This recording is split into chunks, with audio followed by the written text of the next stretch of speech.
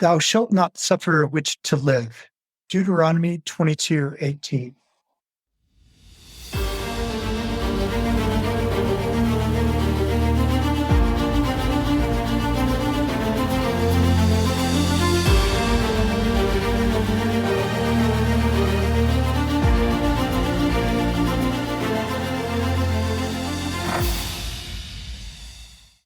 Welcome to a very special episode of Thou Shalt Not Suffer, the Witch Trial podcast. Thank you for joining us. We are thrilled to discuss the Hocus Pocus movies. What a bunch of fun. We'll discuss the entertainment value and we'll get into the history as we go along. Beware. Major spoiler alert. We will get into details of the plot, the characters, the whole story. If you have not watched Hocus Pocus and Hocus Pocus 2, I do suggest you pause us just for the length of the movies, see whichever movies you haven't seen, come back to us, please. I found the movies to be very entertaining. I rather enjoyed both of them. Loved the second one. I like the characters. I like the cast, especially in the second one. I like that they begin with a historical element and they reference that throughout the movie. I'm very interested in the village scenes and the interaction between the 17th century characters. I loved all that. I like a lot about both of the movies. I love the whole legend of the Sanderson sisters, the black flame candle, all the elements of their story that's being shared in modern times in both movies. I like in the second one, especially the way they costumed the villagers in the opening scene. I liked that they had most of the villagers wearing semi-colorful outfits. They would have called it sad colors. They're faded. They're not ostentatious, but they're different colors, which they really wore in real life. The minister's all in black, which is accurate. I was so interested and focused on who am I going to see in these roles? How are they opening this continuation? What's going to be the first problem here? The first thing that got my attention in the movie was the Jell-O, because it was like a mystery to them. And the writers put that in there. It's one of the first things they use to foretend that they're going to become witches. The beginning, they're creating new inventions. They've discovered that you grind up pig hooves and mix them with water. In the opening scenes of number 2, when the girls are in there, they've talked about the Jell-O. Mary and Sarah are excited about celebrating Winifred's birthday. She's just had this argument with Reverend Trask. Anyways, knock. And we're like so pulled into that little room. We're looking at what was their home. You see the table, you see the Jell-O, you see the herbs hanging. You can see that they're surrounded by things that would cause us to think witches. And they open the door and the mob is there. And the Reverend is like right there. He's saying he's not accepting her behavior and response on the marriage arrangement. I found the marriage arrangement interesting. It's actually pretty accurate that a girl of that age was marrying age back then. At that age, either you're turned out of the house to be a maid in someone else's household, you work as a maidservant, or you get married. I know the average age of marriage for both men and women was in their 20s, but there are a lot of cases of girls I've seen as young as 14 getting married to older men, which is disgusting and very creepy, but it is true. If they were parentless, would the pastor be arranging the marriage? If they were parentless, they would have been placed in other homes. They'd all be working as maidservants, probably in 3 different households. You didn't leave children to fend for themselves, and women who lived alone were viewed with suspicion. And they were definitely suspect. They're presumably the only children that their parents had. So they would have gotten an inheritance, but not necessarily all of it. Some of it might have gone to any male relatives that they had, and they would have been turned out of their home for sure. With Winifred's clash with the Reverend, she was arguing with him. She refused the arrangement. And then, of course, the taking God's name in vain. And she was happy to ruffle the minister's feathers. When they started the story out with that conflict, they gave it a lot of layers. And the opener really built up to something. You were surprised maybe that they didn't want to run into the Forbidden Woods, but you knew that must be where the story starts out. So what's going to happen in there? What are they going to find? So that was very exciting to me for them to run in there. It starts out even before that. You notice they're oddballs. They're very different than the rest of the community. They love the spider. They're eccentric characters. Mary's hair was already shaped like a witch hat as a young girl. And I loved the child actors they had in the second movie.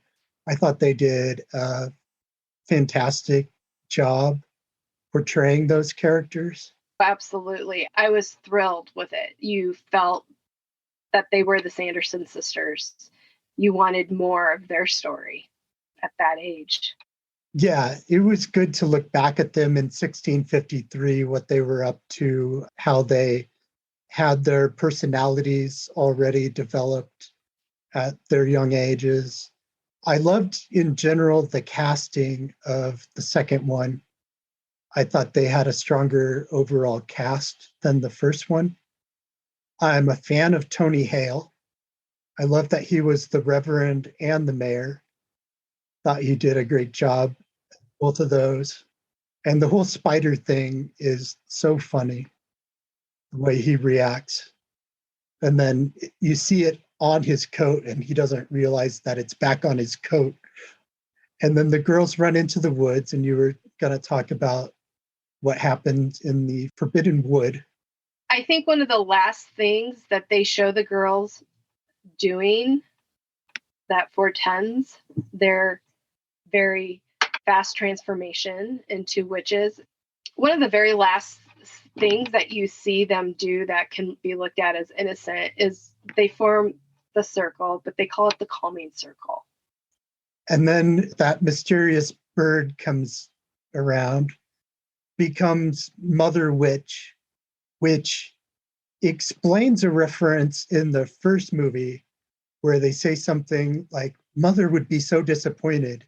Now we find out who Mother is. It's not their birth mother. It's their Mother Witch who gave them their powers and the book.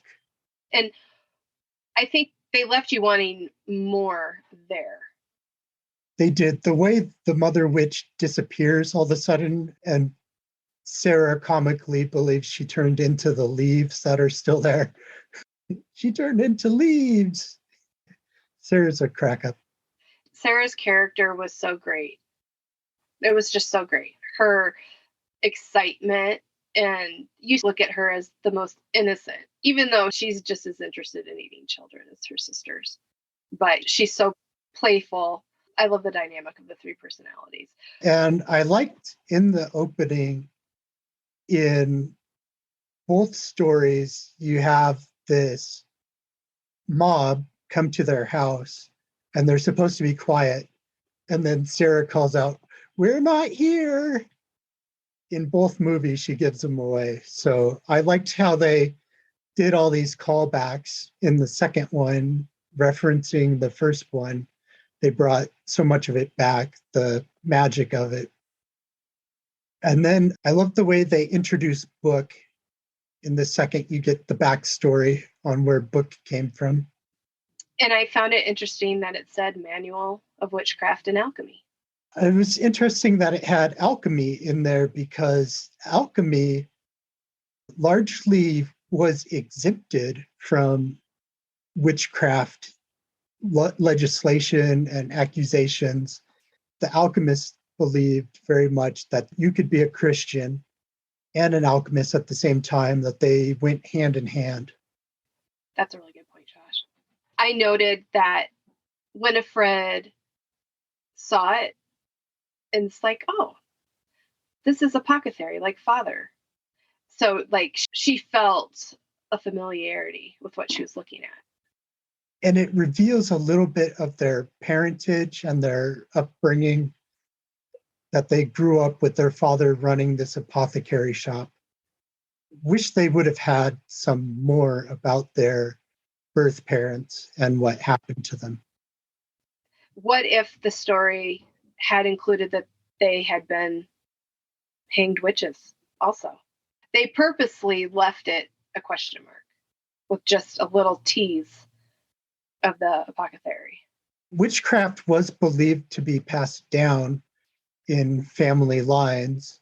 So you see in Salem, a lot of the accused, the finger was pointed at them because their parents or other relatives had previously been accused. Like book, there really were magical texts. There were a lot of alchemical texts. In real Salem, Dorcas Horror is supposed to have something of a spell book or a book in forbidden arts, such as divination. And would have that book have come from Europe with her? It likely would have. And you get a reference in one of the Connecticut trials to one of the witches getting a book from a famous astrologer while she was in England before she came over to the colonies. Interesting. We do know that there were astrologists accused of witchcraft in Europe. There were some, definitely. They were exceptions, but we've discussed with one of our guests a case in Great Yarmouth, England, where an astrologer named Mark Prynne was accused of witchcraft multiple times based on a book that he had of astrology that was recast as a book on raising spirits. I just wanted to note that the book was first used by the Sanderson sisters for revenge. I like the spell that they cast first. Fire was a major concern back then. Burning the minister's house was a particularly wicked act. And the part where they bring in the bucket brigade is realistic. That was their way of fighting fires back then. Let's talk about the cauldron. The cauldron I liked. It doesn't come up often in the witch trial cases we've studied, but it does in a Connecticut case of Elizabeth Seeger. She and others are accused of gathering around a kettle in the woods, which would have been seen as a cauldron, as a place where you could mix together magical potions. And they were seen celebrating, they were really out there celebrating Christmas. They're drinking alcohol, they're partying, having a good time, but they're accused of cavorting with devils around a cauldron. What was going on with the cauldron at the beginning? It was in their house. It's in the first movie as the central place where they make the life potion. And in the second movie, they don't get to it until much later, after they return to their house, which is now a magic shop. So my next note on Hocus Pocus 2 is just two things. I loved how they've just talked a little bit about this birthday tradition that happens on Halloween, and their friend is letting them down, but they still want to continue it, but it's not the same, the begrudgment that's there. And I just loved that she said she expected the teacher to give them a quiz because he's not nice. She made an inference because he's a jerk, and he would, of course, give a pop quiz on Halloween. You already see them as mysterious figures in the beginning. She has the little blue stone that she has on her desk for luck. The three, Becca, Izzy, and Cassie, are all wearing the same necklace. Identical charms on their necklaces. And the word charm, of course, is very witchy. And the way Becca goes on to recite the names of vegan foods, and Mike does not understand at all. And he thinks she says Satan at the end, where she says Satan. That made me think of Salem victim Sarah Good, because her complaining and negative response to being rejected was taken as curses. That's an excellent point. It's a great connection. Sarah Good was an impoverished woman. She went around begging for assistance, visited the minister's house in Salem Village, was denied assistance, went away mumbling something. She later said she was saying a psalm, but that was obviously misinterpreted, like Becca's vegan food list, as being some kind of curse or spell upon the minister. So Gilbert mentioned Trask's journals, and like actual witch trials, journals have been extremely important to knowing the history. We're fortunate to have some journals and sermon books associated with past witch trials, including in Salem. We have the Salem Village Minister's sermon notebook, which is quite revealing into his character and what was going on in his mind. And one of the witches says, "I hope it's all good." Gilbert has to tell them that, no, Reverend Trask did not have good things to write about them. And I like that whole grudge with the Trask family and going after the mayor and his daughter, who are descendants. And because Tony Hale portrayed the Reverend and the mayor, there's obviously the family resemblance there, which the Sanderson sisters, when they first see him, think that he's the Reverend. And then when he has to explain that he must be a descendant because the Reverend has to be long dead. That was really exciting. I noticed Gilbert tried to stand up for the teenager at that point when she had been taken. And they said, it's the blood of my enemy. And I thought, wow, that isn't far from human nature at all. No. And Gilbert in the store, he stands up for Becca and Izzy. He's clearly has this delusional image of what the witches will do when he brings them back. He thinks they're harmless. Of course, we know better from the first movie. And even after he witnessed the cemetery scene from the first movie as a child and discovered book, he still believes that the sisters were misunderstood in their day. He does say that, but they weren't misunderstood.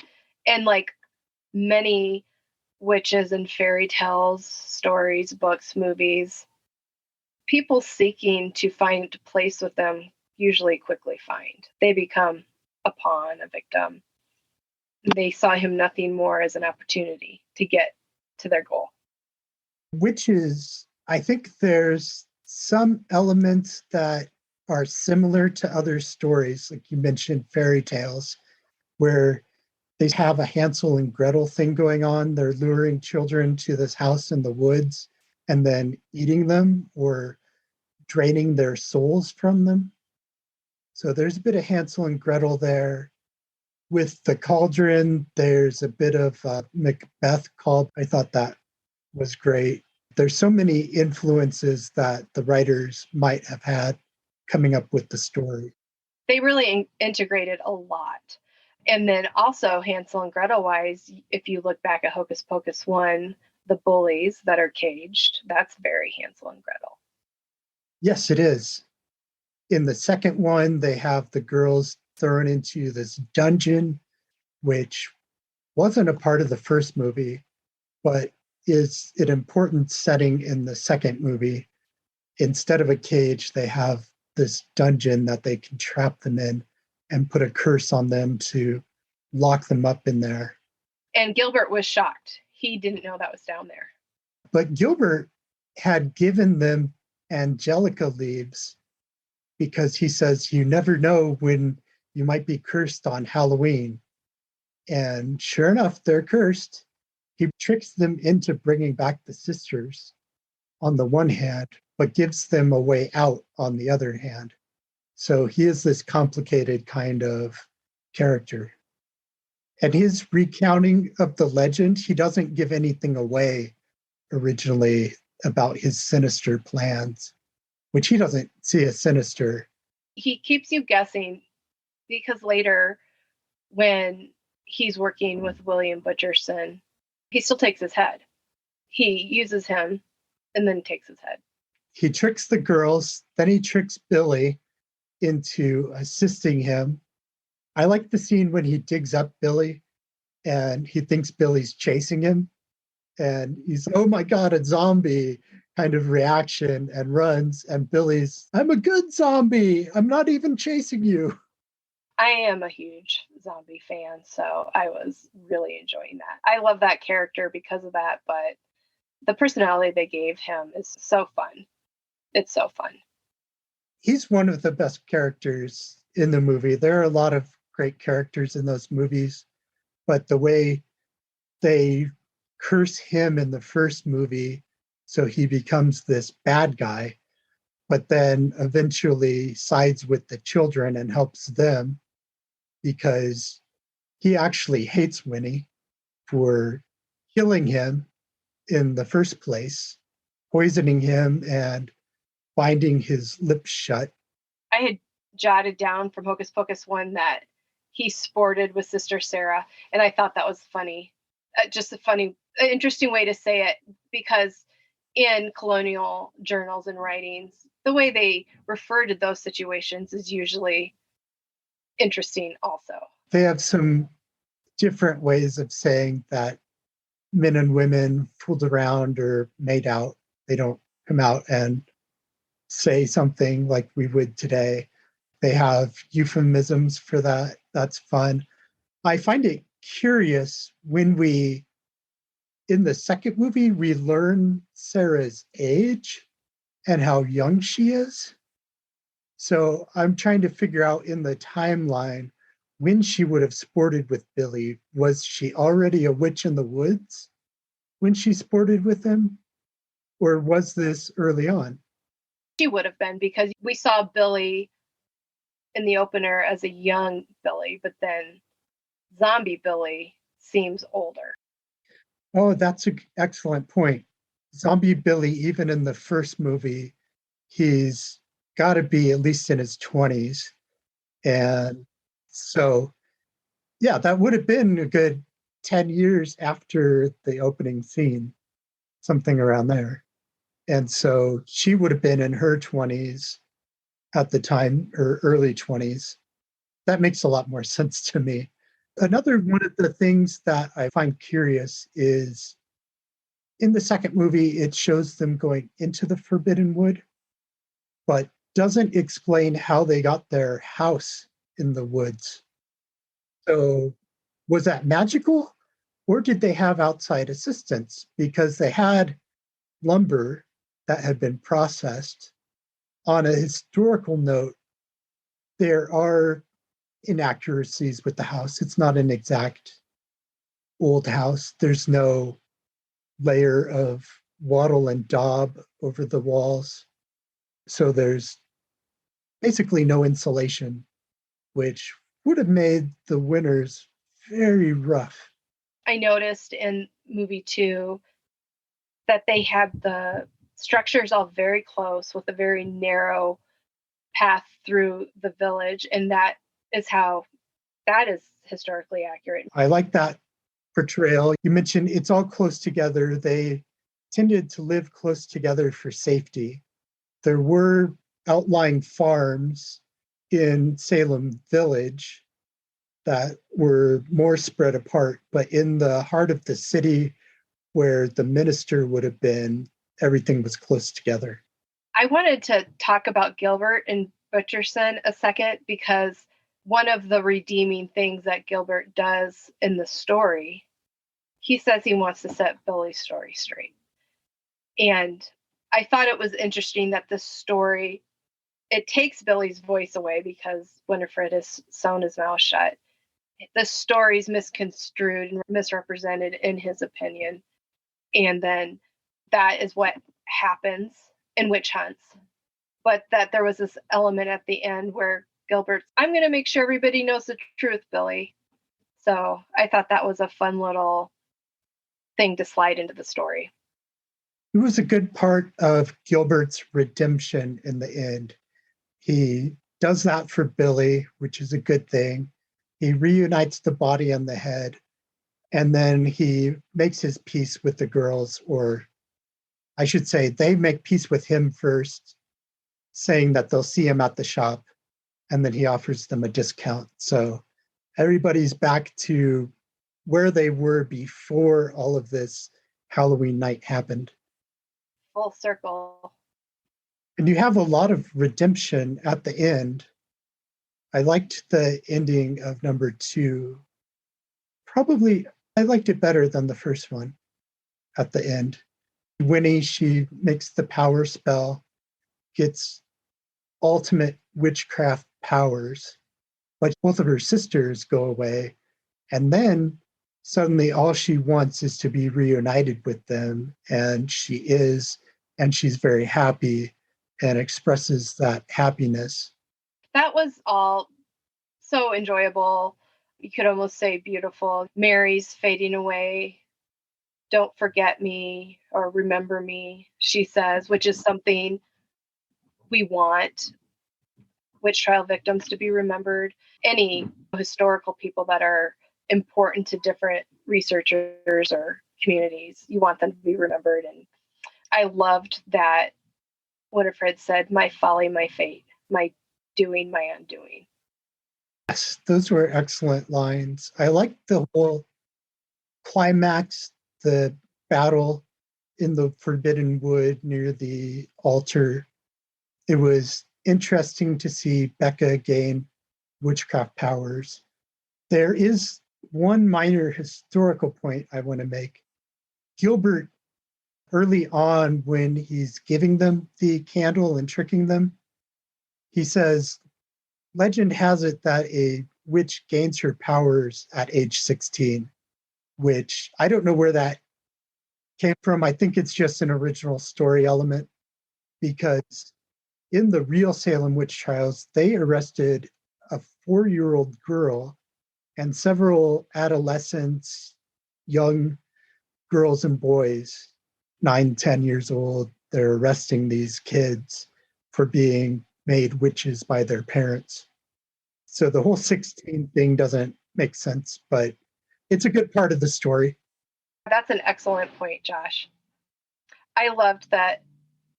Who referred to them as the Gothic Golden Girls? I just thought that was a sweet little nod, even though there were 4.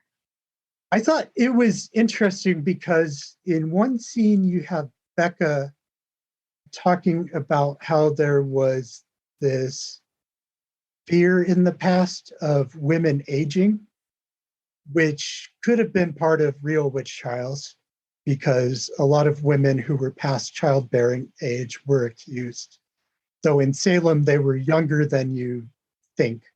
It struck me that she said patriarchal. It was a patriarchal society. It was the men's fear of the women aging. Right. That suddenly the women, they can't bring about children anymore. So what's their value to society? And their fear that the women who lose this value would lash out by becoming witches. And that ties back to the Sanderson sisters trying to become young again. They do become younger in the first movie, but then they're trying to maintain their youth and beauty, which would have been associated with that whole aging process. And that was part of the trickery, that along with lying about their age, saying they were not teenagers. Yeah, Becca and Izzy say that they're 40 years old. And then I find there's a funny line when they go to Walgreens, and one of the sisters calls them 40-year-old teenagers. Yeah, Walgreens is like its own character in this film. So whoever worked on making that happen was really good at their job. Yeah, that was inspired. And the connection between their father had an apothecary shop, and now they're in this giant Walgreens with these brilliant lights and such variety of merchandise. And the whole thing where they're drinking the lotions and creams and eating the child's face. It's funny. I've only watched Hocus Pocus a few times, actually. And so when I watched it this year, I still have that element of discomfort with some of the story, especially the whole children piece. And I think it was very bold to do that then. I think it was still bold to have that be such an element. I don't know what else they would have done, because it is such a pillar of the story. Having children valued as an ingredient like that in a real way was uncomfortable for me. But the way the story is written and told, it pulls you into where it's not talking about our children. You get separated from it. The story does separate you from it. And I think Hocus Pocus does this in different ways for different people. Some people cannot accept that there's a story about accused hanged witches that is so fictional and such a fantasy. So I think there are different ways that you have to decide that you're going to accept who the story says the characters are and what they say is happening. There are two things I want to address from what you just said. The story gets very dark, especially in the first one. The children lock the witches in the furnace and burn them, and then they run off, the children, and are rejoicing in this park, dancing happily, where really I would expect them to be deeply traumatized and scarred for life. But it makes it like this playful action that they burned these witches alive, which gets back to the whole hanging versus burning thing. In the first one, and then they repeat the scene in the second, you see them hanged, which is accurate to New England and England witch trials. They hanged the victims rather than burning them at the stake. So you've got good historical value there. But then there's a scene later where there's the firemen, and the sisters are hiding from the firemen, and one of the firemen has an axe. And Winnie says something to the effect of, he's going to use that axe to chop up the wood to burn us. So there's a few idiosyncrasies as far as following history. There's a rumor I want to address. I've seen pop up in a lot of articles and questions from other people. There's a rumor that the Sanderson sisters were based on a group of real sisters from the Salem Witch Trials, the Town Sisters. The only commonality is that there's three sisters, and that two of them do, perhaps by chance, maybe intentionally, share their names with two of the real Town sisters. The real Town sisters were Rebecca Town Nurse And so you do have a Mary and a Sarah. And then I find it interesting in the second movie, they bring in a character named Becca, and you had Rebecca. Plus, you have Winifred, and there happen to be two accused of witchcraft in Connecticut, Winifred Benham Sr. and Jr., who you're related to. So the naming of the witches is curious, but the rest, there's no similarities. It is obviously, on a personal note, interesting to hear the names. The witch names are essential to my own ancestry. Sarah Cloyce, my aunt, Mary Esty, my grandmother, Winifred, and her daughter. They're the reason that I have become an advocate for the Connecticut accused witches. These names are very meaningful to me. And I think that also is why I can't help but love the story, but also look for all the historical representations and misrepresentations. And it's really such a thing for me to think about and talk about.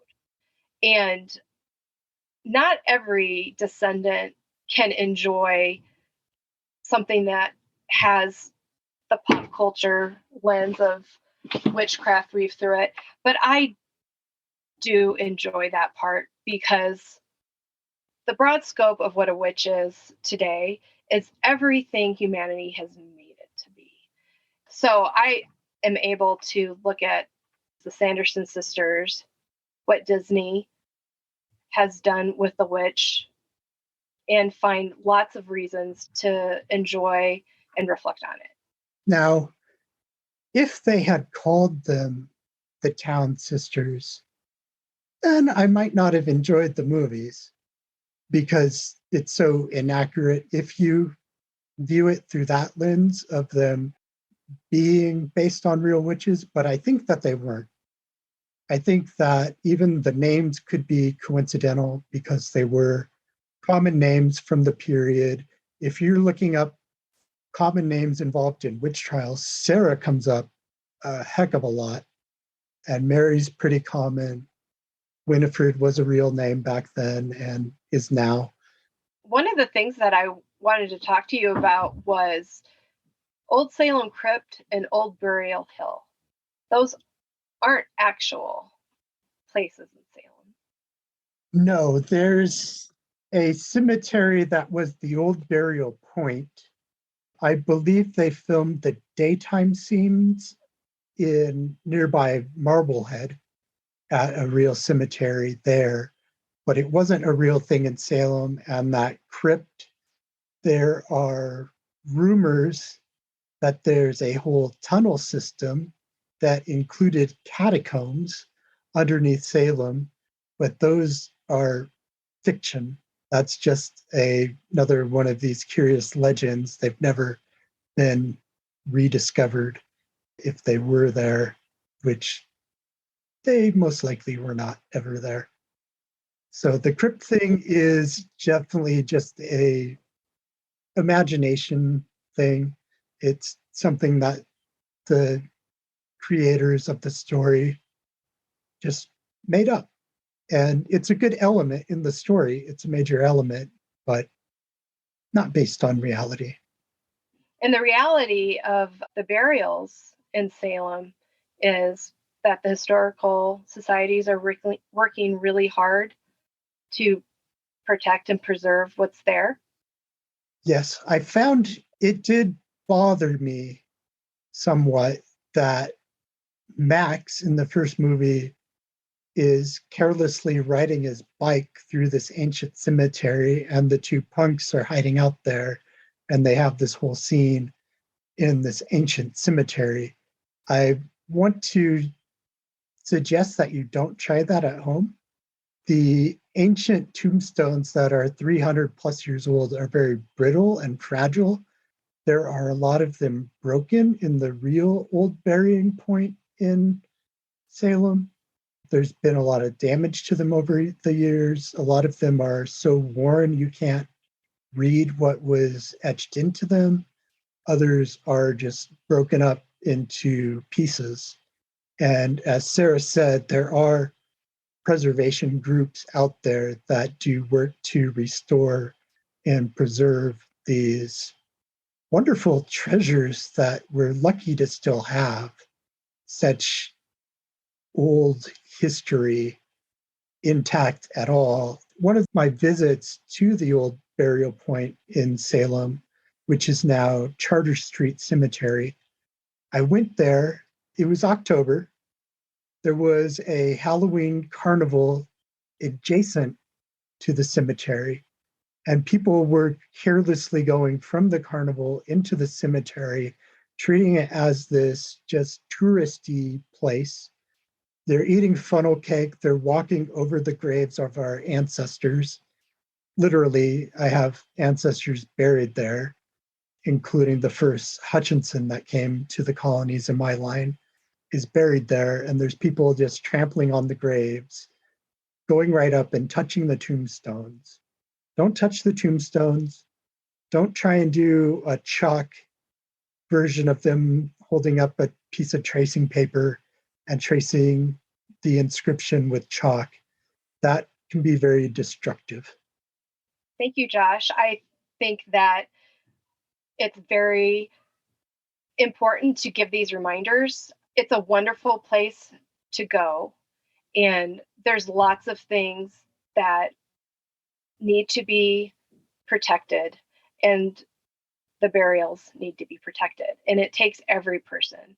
And although the cemeteries are aging, when we protect them, that history is going to be there for longer, and it's the respectful thing to do. Yes, it's a way to respect the dead.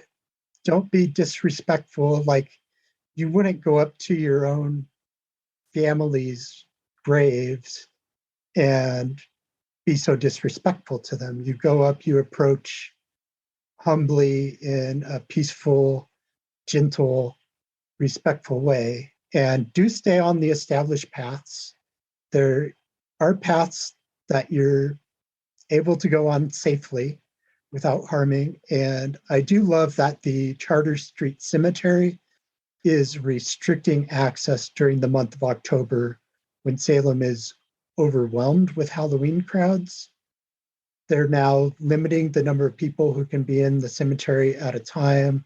They're watchful that people stay on the paths. And I think that's an excellent thing for them to do. It's unfortunate that they have to take those steps, but it's the right thing to do. Going back to the historical elements and connections involved in these movies, Sarah Jessica Parker was a guest on a genealogy show many years ago. I believe it was that Who Do You Think You Are show by Ancestry. And she discovered that she is related to someone who was accused of witchcraft during the Salem Witch-Hunt, Esther Dutch Elwell of Gloucester, Massachusetts. Unfortunately, there are only 3 records, and they're very brief, that have to do with her role in the witch trials. She was rounded up with 2 other women, Abigail Rowe and Rebecca Dyke, and they were accused of afflicting a woman named Mary Fitch. And that's basically all that we know. We have the arrest warrant for all 3 of the women together, and then 2 little 1 or 2 sentence testimonies regarding this supposed afflicting. And as we've mentioned, we're descendants of people accused of witchcraft. I'm a descendant of Marytown Esty. Sarah's a descendant of Rebecca Nurse and Mary Esty. So I feel we understand the perspective of finding out that you're a descendant of these people and the power that has, and how that brought us into the projects that we're working on. Got me interested in the Salem Witch Trials, finding out I had these connections. And those connections are responsible for the show. Rebecca Nurse, Mary Esty, Sarah Cloyce, among other details, their ages are quite different than the ages of the Sanderson sisters. So I just wanted to bring that up as far as this theory of how they're based on our ancestors, where I think that maybe the idea of three sisters came from the town sisters. It's possible, but every other detail is very different. So by and large, I would not say they're based upon any real life people. Yeah, I agree. I was just thinking about how Hocus Pocus came out in 1993. The tricentennial for the witch trials was 92. So this would have all been written and in production prior to even these memorial events and the chatter and the printing that would have been happening about Salem history there in the mid 90s or early 90s. That's a good point. It does correspond to the 300th anniversary of the original witch trials, when the memorial in Salem was dedicated for the victims who were executed or pressed to death in one case. It's interesting that they start out in 1693 rather than 92. There were no executions in 93. The second court had taken over for the first one, and they mostly cleared everyone right off the bat. So the final trials were held in 93, but I don't believe many accusations were made in 93 in real life. So it's another good part of the story. It's something that is plausible, that could have happened had things gone a little bit differently in history. But I like that they, in a sense, separate the Sanderson sister execution from the actual witch trials. Its own separate thing. It works differently. They have it stand apart. And for me, I separate the story, the entertainment part of it, from the actual history. I just divide those into two channels. And again, I found the story to be quite entertaining. I liked how it went. As I said, I really enjoy stories and fiction and portrayals of witches in different art forms. I like the opportunity to see how our culture and perception of witches and women and history, how does it come out when these creative professionals develop these highly successful movies and books? It's also a sociological study to look at these movies. And I love that. And the evolution between the first and the second over the last 29 years of what really has developed in the way of people practicing these peaceful religions related to witchcraft, which are separate from the witchcraft that was believed in the 17th century. These are new, they're more wholesome, peaceful, nature-based celebrations rather than the image of the witch 300 years ago. It's a very different thing. And I thought they portrayed that dichotomy quite well in the second film. You have, on the one hand, the 17th century Sanderson sisters, who are pretty accurate to what people believed witches were at the time, versus what witches are today, which is an entirely different thing. And the way they had the bad witches versus today's good witches, I thought was a good sign of our progress and tolerance of each other's beliefs. There is one thing I saw on Twitter that I found interesting. One person made the point that in the Hocus Pocus movies, they may portray the witch trials as having been the right thing to do, because in the films, there really were evil witches, where in real life there were not. The people they accused of witchcraft did not practice witchcraft. They may have had some interactions with the occult, but most likely they did not consider themselves to be witches. And they were all innocent victims, regardless of what they had actually done. They did not do what they were accused of. They did not make a covenant with Satan. They did not afflict children and harm people. And it needs to be stated clearly that isn't the solution. Even though this is a fictional world, in our world, there are church leaders in some places going after individuals as witches to cause them harm and to stop evil and problems that are happening. And there was something on social media from Leo Igwe. There were billboards up on a church that was going to be doing witch removal. Removing witches is not anything that you would want to promote as the solution to a perceived problem.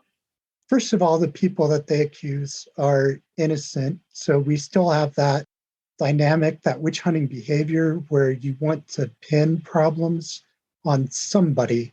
You have a scapegoat you introduce, which are innocent people. They do have somewhat organized witch hunts still going on in many countries in the world. You also have lynchings, you have violence, torture, killing.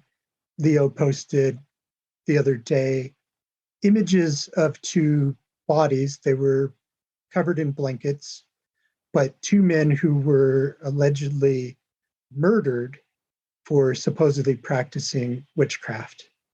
And this 2 or 3 days ago. So it's still a very real problem. We see it a lot in several countries on multiple continents, still happening. And that's why we are being sure to talk about this. We just want to separate the fiction from the reality. At the chance that a fictional witch hanging could be interpreted as a solution in reality, we want to say no, that is not okay. And I believe the person who posted that on Twitter was joking, but it was a good point that you could possibly interpret it that way, that the witches were real in the movie. And so it was a good thing to hunt them and hang them and burn them in a furnace and then make them vaporize at the end. In terms of a fictional story, those were good plot elements. It made the story entertaining. But in terms of reality, just no. So that was one thing I wanted to address. And we've talked about a lot of the differences between reality and fiction and how most people, by and large, almost everybody, is good at separating fiction from reality. And I think that people view this movie for what it is. It's just pure entertainment, and it works that way. It's funny, it's entertaining, it does its job. I did a little social media poll in the Facebook group, and 85% of the people who participated in the poll were looking forward to enjoying it for entertainment purposes. That leaves a good number of people who are not able to, and maybe they just don't like the film. Maybe it is too personal, and those are legitimate feelings. And it's part of what comes with witch trial facts in history, where the different comfort lines on artistic expression and the historical figures that suffered. I think it'll continue to be something that is seeking a balance, and that balance is different for everybody. I don't want to sound like a stick in the mud because I love these movies. I've seen the original Hocus Pocus. It comes on every year. So I've basically seen it numerous times. I watched it 2 times this weekend. I watched the new one 3 times this weekend. And I enjoyed them very much. It was fun times. One of the ways that I got to enjoy the second one was during a thunderstorm. I loved that. I heard thunder while the Sanderson sisters ran into the Forbidden Wood. That's like magical in itself, which I think really heightens the enjoyment and the experience and brings out the feelings more to have those two things coincide. And I know watching social media, people preparing for Hocus Pocus 2, watch parties, all the creative snacks and the extra decorations. So I think a lot of people had 4-dimensional enjoyment. I know there's a lot of cosplay. It is a cult classic. Actually, beyond cult, it's just a classic, much beloved, the original. And so I know for a lot of these watch parties, people got into the spirit by getting into costume. I know there are probably hundreds, maybe thousands of people in Sanderson costumes in Salem as we speak. I know they're descending en masse because of the second movie. It's a fun time. They're fun movies. Go out and hopefully you've seen them by now that you've heard us spoil everything. But enjoy the movies, get into the spirit, get into the costumes, go around saying, "Sisters!" It's a blast. And so much gratitude must be extended to Kathy Najimy, Bette Midler, and Sarah Jessica Parker for their brilliant portrayal of the Sanderson sisters, bringing them back to us, and kicking off this 2022 Halloween with a lot of fun and excitement. So, all involved in making these movies, you've done a wonderful service to everyone purely for entertainment and fun. And one thing that it's hard to believe that Bette Midler is 77 years old. She acted just the same as she did 29 years ago in the first one. She had such a high level of energy and enthusiasm as the character. Yeah, they were back. The witches were back. They were their exact same selves from 29 years ago. It's amazing how Hollywood celebrities never age. We all wish we could be celebrities, partly because we want to hold on to that youth. But it was just a fantastic production. I totally agree. Gary Marshall and Penny Marshall have passed away in recent years. I thought it was so wonderful that they made an homage to them, that they represented them by having the two characters standing in line behind the mayor are dressed as Master and his wife. And then the witches fly past that window and they see people watching Master and his wife on TV, which was so meta. And I just thought that was a brilliant way to pay respect to two brilliant Hollywood legends who have sadly passed away and couldn't be themselves in the second movie. It was touching. It was wonderful. I just wish we could have seen the witches dance with the devil. Oh, that would have been so wonderful if that could have happened again. Thank you all for listening to this very special episode of Thou Shalt Not Suffer, the Witch Trial podcast. Because you enjoyed this episode, please like, subscribe, or follow. And listen to episode 1 coming up Thursday, October 6th. Visit our website, thoushalltnotsuffer.com. And please share our podcast with your friends and family and on social media. Join our Discord for discussion with us. Goodbye. Goodbye.